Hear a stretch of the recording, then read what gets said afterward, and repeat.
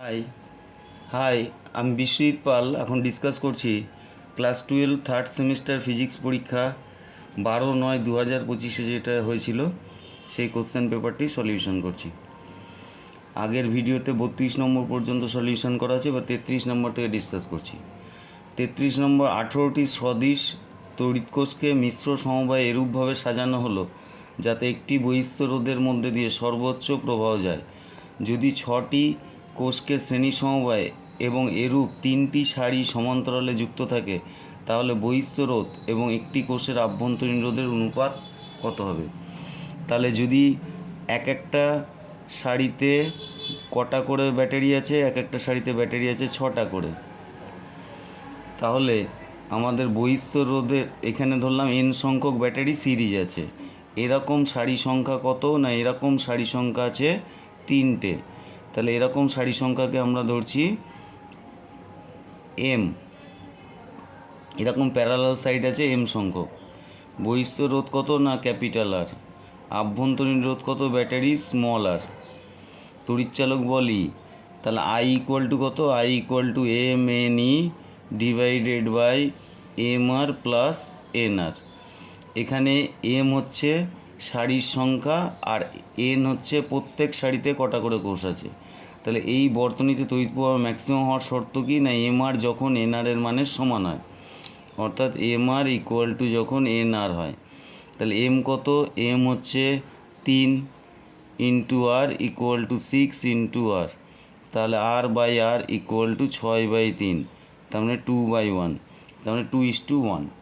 তাহলে বহিস্থ রোধ এবং আভ্যন্তরীণ রোধের অনুপাত হচ্ছে 2:1। অপশান ডিটা হচ্ছে সঠিক উত্তর। Next question number 34। চিত্রে 3টি ভিন্ন উষ্ণতায় T1, T2 এবং T3 একটি ধাতব তারের IV লেখচিত্র দেখানো হয়েছে। এক্ষেত্রে এই সিদ্ধান্তে আসা যায় যে কোন উষ্ণতাটা বেশি হবে। তাহলে ভোল্টেজ কারেন্ট লেখচিত্র থেকে আমরা দেখতে পাচ্ছি এই লেখের নতি কম, এই লেখে T1 এর উষ্ণতায় লেখের নতি বেশি। তার মানে T3 উষ্ণতায় একই ভোল্টেজ আমি যদি চিন্তা করি, তাহলে এর প্রবাহ মাত্রা বেশি, এর প্রবাহ মাত্রা কম, এর প্রবাহ মাত্রা আরও কম। তাহলে T1 এর প্রবাহ মাত্রা বেশি হচ্ছে। তার মানে T1 তাপমাত্রায় রোধের মান কম, T2 তাপমাত্রায় রোধের মান তার চেয়ে বেশি, T3 তাপমাত্রায় রোধের মান তার চেয়ে বেশি। তার মানে T3 উষ্ণতা সবচেয়ে বেশি, T1 উষ্ণতা সবচেয়ে কম। তার মানে অপশান বিটা হচ্ছে সঠিক উত্তর। T3 greater than T2, T2 is greater than T1। Option B সঠিক উত্তর। নেক্সট হচ্ছে 35।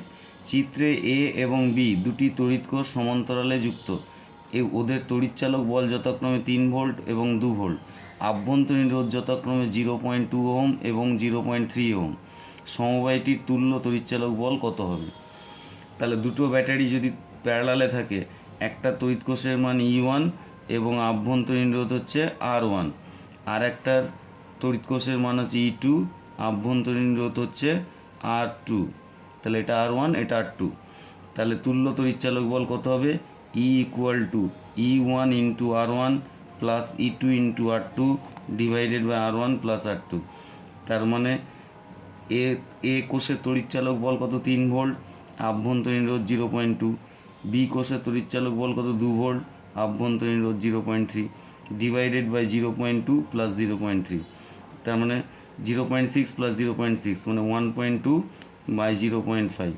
তার মানে কত? তার মানে হচ্ছে 0.5 মানে হচ্ছে হাফ, তার মানে 2.4।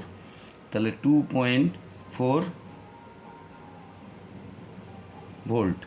তাহলে তুল্য তড়িৎচালক বল হবে 2.4 ভোল্ট। পূর্ববর্তী ভিডিওগুলোতে 32 নম্বর পর্যন্ত সলিউশন করা আছে, 35টা কোশ্চেন সেটে ছিল, এটাই লাস্ট কোশ্চেন ডিসকাস করলাম। That's all.